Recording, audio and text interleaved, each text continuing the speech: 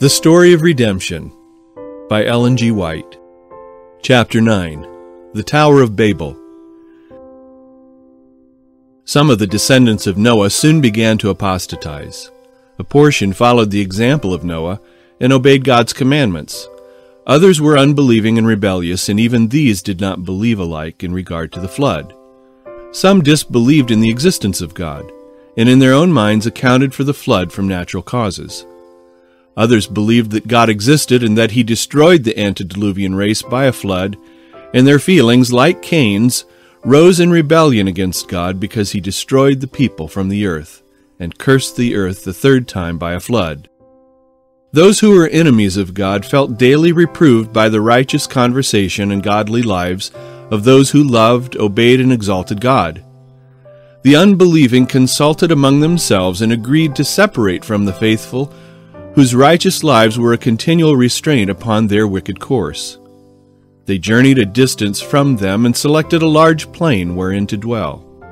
They built them a city, and then conceived the idea of building a large tower to reach unto the clouds, that they might dwell together in the city and tower and be no more scattered. They reasoned that they would secure themselves in case of another flood, for they would build their tower to a much greater height than the waters prevailed in the time of the flood. And all the world would honor them, and they would be as gods and rule over the people. This tower was calculated to exalt its builders, and was designed to turn the attention of others who should live upon the earth from God to join them in their idolatry. Before the work of building was accomplished, people dwelt in the tower. Rooms were splendidly furnished, decorated, and devoted to their idols. Those who did not believe in God imagined if their tower could reach unto the clouds, they would be able to discover reasons for the flood. They exalted themselves against God, but he would not permit them to complete their work. They had built their tower to a lofty height when the Lord sent two angels to confound them in their work. Men had been appointed for the purpose of receiving word from the workmen at the top of the tower, calling for material for their work, which the first would communicate to the second, and he to the third, until the word reached those on the ground.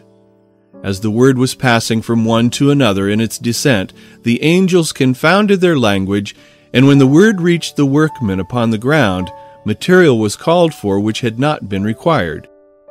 And after the laborious process of getting the material to the workmen at the top of the tower, it was not that which they wished for.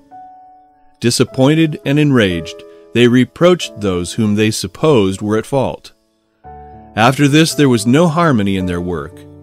Angry with one another, and unable to account for the misunderstanding and strange words among them, they left the work and separated from each other and scattered abroad throughout the earth. Up to this time men had spoken but one language. Lightning from heaven, as a token of God's wrath, broke off the top of their tower, casting it to the ground. Thus God would show to rebellious man that he is supreme.